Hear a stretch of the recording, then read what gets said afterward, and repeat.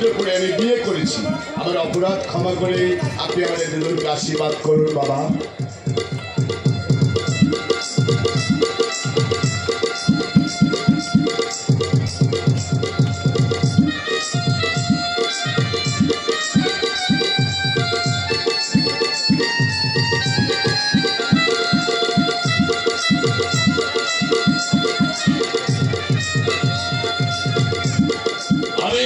আমি তোমাকে আশীর্বাদ করি।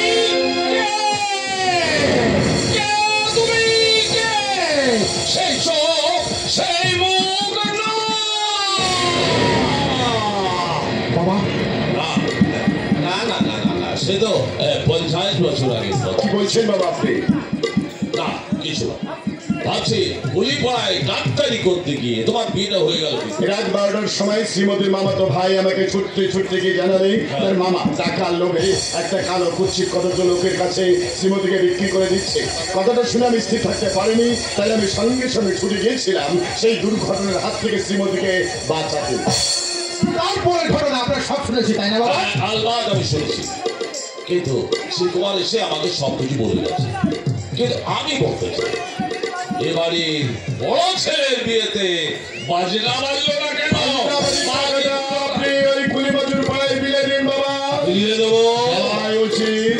যাদের না হলে আমাদের মাঠে ফসল হয় না, যাদের না হলে আমাদের জামা জুতো তৈরি হয় না, যাদের না হলে আমরা যাত্রের মিনার গড়ে তুলতে পারি না, তারা খেতে পারবে না, করতে পারবে না, কঠিন শীতে ঘটটা করে কাঁপবে, আর আমরা তাদের অসাহিত্য উপায় ভেবে বিয়ে অনুষ্ঠানে ভর্তি ধোয়া ঘুরাবো। এটা অন্যায় অধর্ম পাপ, এত বড় পাপের প্রশ্রয় দেওয়া এই সমাজের মানুষের কিছুতেই উচিত নয় বাবা।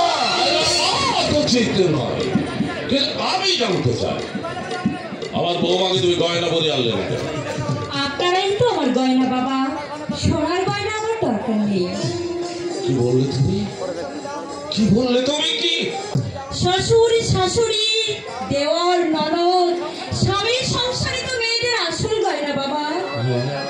আপনি শুধু আমাকে আশীর্বাদ করুন, এই গয়না গায়ে রেখে আমি যেন এই সংসারের ভার বহন করতে পারি বাবা।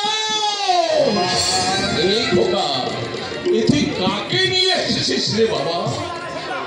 এ বেটা সীতা না শৈবা, সতী না সাবিত্রী, একই মাটির মেয়ে না সংকেত দেবী? না বাবা না, সীতা সাবিত্রী আমি নই বাবা, আর স্বর্গের দেবী কাকে বলে আমি তাও জানি না।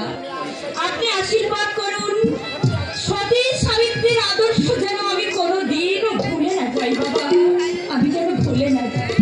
আশীর্বাদ পরিবার, তোমরা সুখী হও, সুখ দুঃখ হাসি কান্না মান অভিমানকে এক সূত্রে গেঁথে নিয়ে সংসারের পথে তোমরা পাড়ি দাও।